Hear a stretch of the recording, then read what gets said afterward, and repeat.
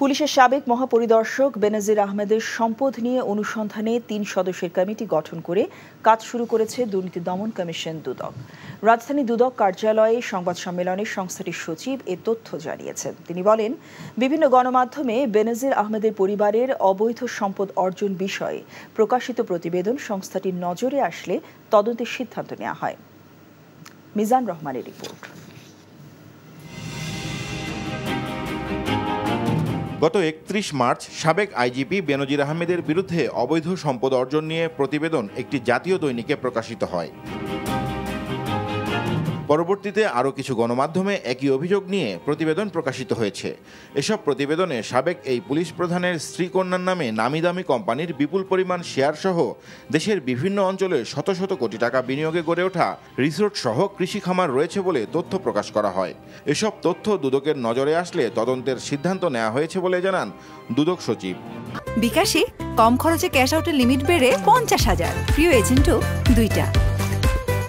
Electronic এবং print media যে সকল তথ্যাদি প্রকাশিত হয়েছে সেগুলি বিবেচনায় নিয়ে আমাদের অনুসন্ধান কার্যক্রম পরিচালনা করার জন্য কমিশন সভায় সিদ্ধান্ত নিতে হয়েছে। আমি একটু আগে মেনশন করেছি, ঈদ উল ফিতরের একটি ছুটি ছিল এবং আমাদের মাননীয় 2 জন কমিশনার দেশের বাইরে ছিলেন। তখন আমাদের নিয়মিত কমিশন সভায় যখন 3 জন সদস্য মিলে কমিশনের সিদ্ধান্ত গ্রহণ করা হয়, সেই সিদ্ধান্ত গ্রহণ করা হয়েছে 18 এপ্রিল এবং আমাদের গতকালকেই 21 এপ্রিলে আমাদের কমিটি গঠন করা হয়েছে। সকালবেলা চিঠি ইস্যু করা হয়ে গেছে।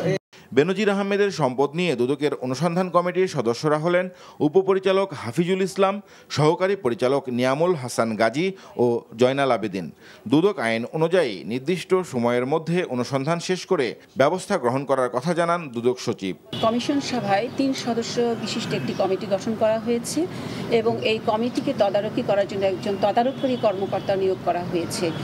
এই অনুসন্ধান কার্যক্রম চলাকালীনই আসলে অনুসন্ধানের ধারাবাহিকতা যা যা প্রয়োজন সকল কিছু বিধি মোতাবেক সংগ্রহ করা হবে। এদিকে বেনজির আহমেদের সম্পদের বিষয়ে গণমাধ্যমে প্রকাশিত রিপোর্ট অনুসন্ধানে নির্দেশনা চেয়ে হাইকোর্টে একটি রিট আবেদন করেছে একজন আইনজীবী। ওই রিটে গণমাধ্যমে প্রকাশিত প্রতিবেদনের বিষয়ে অনুসন্ধান করতে দুদকের প্রতি নির্দেশনা চাওয়া হয়েছে। Mizan Rahman, NTV news, Dhaka. বিকাশে কম খরচে ক্যাশ আউটের লিমিট বেড়ে 50,000, প্রিয় এজেন্টও 2টা।